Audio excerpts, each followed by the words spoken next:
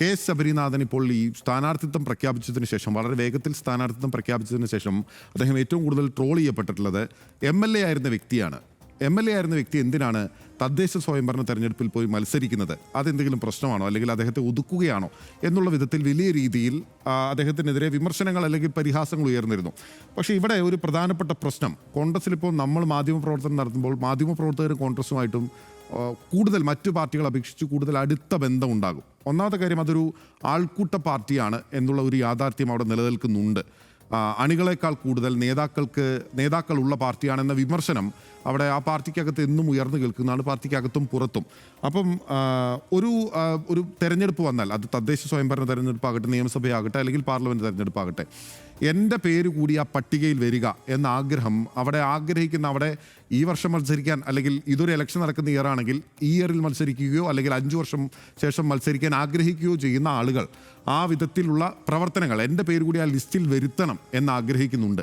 അപ്പോൾ അതിനുവേണ്ടി വളരെ വേഗത്തിൽ മാധ്യമപ്രവർത്തകരോട് എൻ്റെ പേര് കൂടി കൊടുക്കണം, അല്ലെങ്കിൽ നമ്മുടെ പേരും ടോക്കാണ് എന്ന വിധത്തിൽ വാർത്തയിൽ വരണം എന്ന ആഗ്രഹം പലരും തുറന്നു പറയാറുണ്ട് എന്നുള്ളതൊരു യാഥാർത്ഥ്യമാണ്.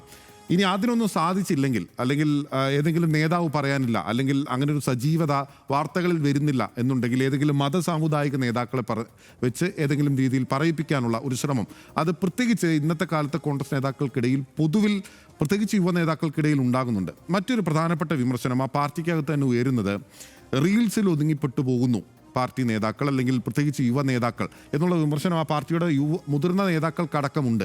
അപ്പോൾ ഇത്തരം വിമർശനങ്ങളെല്ലാം നിൽക്കുന്ന പശ്ചാത്തലത്തിലാണ് 2 തവണ MLA ആയ, ഒരു തവണ ഒരു വാശിയേറിയ ഉപതെരഞ്ഞെടുപ്പിലൂടെ, അതിനുശേഷം ഒരു പൊതു തെരഞ്ഞെടുപ്പിലൂടെ MLA ആയ, പാർട്ടിക്ക് വളരെ നിർണായകമായ സ്വാധീനം ഉണ്ടായിരുന്ന സമയത്ത് MLA ആക്കപ്പെട്ട ഒരു വ്യക്തി തദ്ദേശ സ്വയംഭരണ തെരഞ്ഞെടുപ്പിലേക്ക് മത്സരിക്കുന്നു എന്നുള്ള കാര്യം ഞാനിതിനെ പോസിറ്റീവായിട്ടാണ് കാണുന്നത്.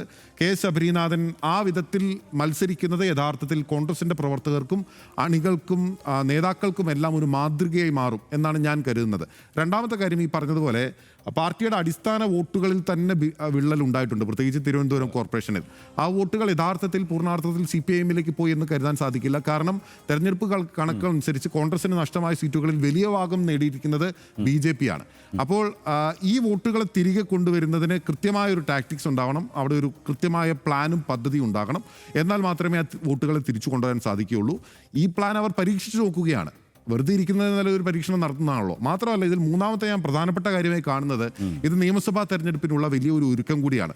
പ്രത്യേകിച്ച് അവിടെ വട്ടിയൂർക്കാവ് മണ്ഡലത്തിൽ നേരത്തെ മത്സരിച്ച് MLA ആയിരുന്ന, പിന്നീട് പരാജയപ്പെട്ടു പോയിട്ടുള്ള K. മുരളീധരനാണ് ഈ നീക്കങ്ങൾക്കെല്ലാം തന്നെ ചുക്കാൻ പിടിക്കുന്നത്.